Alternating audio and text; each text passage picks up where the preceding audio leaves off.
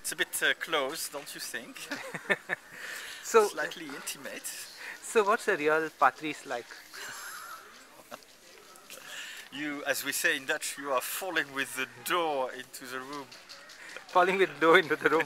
Okay, okay, we'll try to understand what that means. But Patrice, I've known you as a big kind of people networker. Do you think it's important, Well, and why? yes, I think so, but difficult to say actually. It's simply something I do. I'm always uncomfortable in explaining what I do because I don't know myself. You don't theorize I it, you just do. I just do, and then we see where we land. Now, I think my great joy actually is putting people together who have something in common. And if I know that someone is doing this or interested in that or participate in that action and so on, and then I meet someone else doing more or less the same thing, I tend to put them together, and that's my happiness. I'm not totally interested in what they're actually doing. Yeah, but Just just the fact linking that them they're up. bringing them together, I Yeah. think, because one of the things that I really don't like is the reduplication of effort. Is a? A reduplication of Okay. effort, and I think another principle of my life is the more fools there are, the more you have fun. The more? You have fun. The It's more? French. The more? You have fun. No, the first part of it, the more The more fools fools. you are. Okay, okay, I It's thought I it's a heard wrong. French proverb. Plus on est de fous, plus on rit. The more we are fools together, more we have love. I see. But So- the net allows for a whole lot of contacts to be built and made. Yes, People but who would have never met each other. to me, the net makes much more real interaction possible Yeah, than was possible too. So the end point of the net is real life. yeah, That you see that very often that people who have intensive contact over the net, yeah, they long for one thing: meeting each other in real life. yeah, And then there are funny things happening because what my kind of experience is, mine own and from other people, is that if you have a very, very particular purpose, say the most obvious example is dating sites and so yeah, people dating over the net. Very often you see and you read and you know it's a disappointment. On the other hand, if you come to know people through, say, actions, activities, real life meeting only confirms how good it was. And that's something that has actually puzzled me. And I think it has something to do with how You mean to truthful say you if, are. sorry, how to?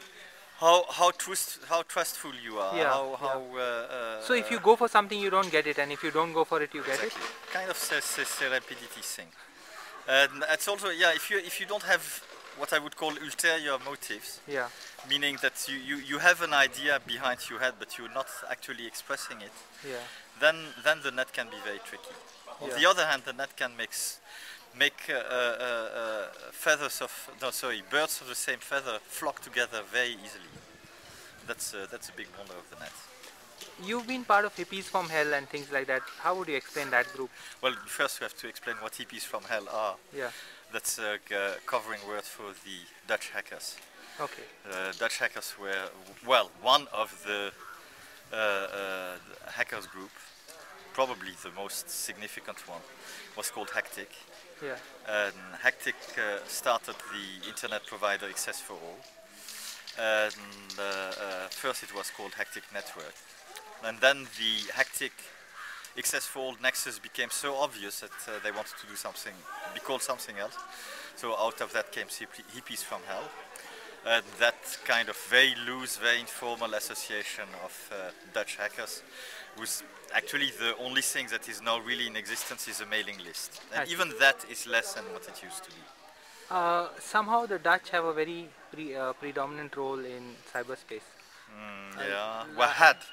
I remember even Yeah. their attempt to, build an alternative Vasco da Gama kind of 500 years in cyberspace, which would have been more politically neutral and things like that. Yeah, but that was you couldn't say that was a Dutch thing. That was Yeah, an that was idea the of- Patrice thing. That was no, it was an idea of common idea of Paulo Yeah. Varela Gomes and me.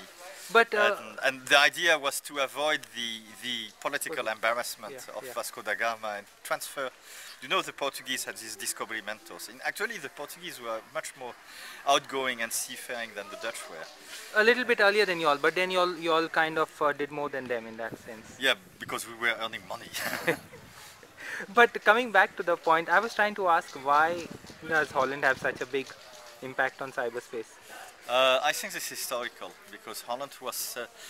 You have to go quite far to most people don't realize it.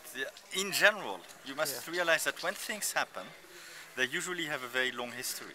Take India, for instance. People in the West tend to think, oh yeah, India, they associate this with outsourcing IT activities in Bangalore, in Hyderabad. And they think, yeah, suddenly we have these Indians taking over IT. But in fact, the Indians were very early in IT. And it all started with the mathematical science in India, which was very, very developed. And already in the 1950s, India was very forward as an IT country. Don't forget that the first Cray computer outside the United States was in India. And in Holland, something like that happened. Now, Holland was very strong in the late 19th, beginning of 20th century in mathematics and physics. And that created a kind of network of people, but also of infrastructure, which was geared towards this hard science. When the net came, ARPANET came, People because were of ready this to. background, also it's little known, but Holland Dutch people were quite big in the cybernetics movement. So all that came together when ARPANET was there, that the first node outside the United States was in Holland. And already in the 60s, you had in Holland professors in computing sciences which were fairly famous. So when the whole hackers movement came, it was didn't not in a happen. desert. It Yeah. was already there. A lot was there. Yeah. And for instance, the whole development of the hackers movement in the Netherlands was benefited from the fact that they had the sympathy. Well, first the understanding, and then the sympathy of very high up people in computer science, and said, "Oh, those kids are interesting. Let's not criminalize them. They are curious. They are nice kids. Let's put them to work and let them do their own thing." And that has always been an approach, and that worked quite well. But what I want to say is that it's not happening just like that. It does not fall down from the skies, as we say in French. You've been quite a fan of India, studying India since your younger days. Yeah. What draws you to here? I don't know exactly. It just happened. I Maybe mean, a previous life, or Yeah, something like that. Count on Okay. that. No.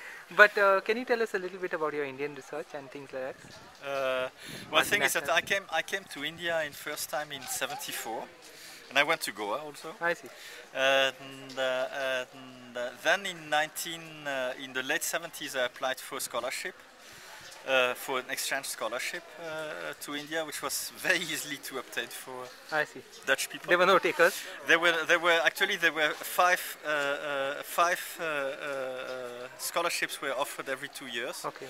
and in my batch there were 4 takers. And Okay. the Dutch government decided, the Dutch ministry decided not to send one of these takers because that was really clearly below any kind of level. So the 3 of us went. I see. And I had a good time. I didn't study very much, but Yeah. I traveled a lot. I And see. as an Indian civil servant put it to me, I become goodwill ambassador for India. So, Okay.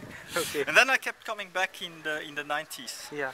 Then I And your spent research the was on winters- Indian multinationals, or No, when I did my thesis, it was on multinationals from the south, I see. with special emphasis on Indian I multinationals. see. And, Which was strange because it wasn't a reality then. It wasn't widely Totally perceived. not. Totally not. Now I'm still approached by people who remember that time and I say, see.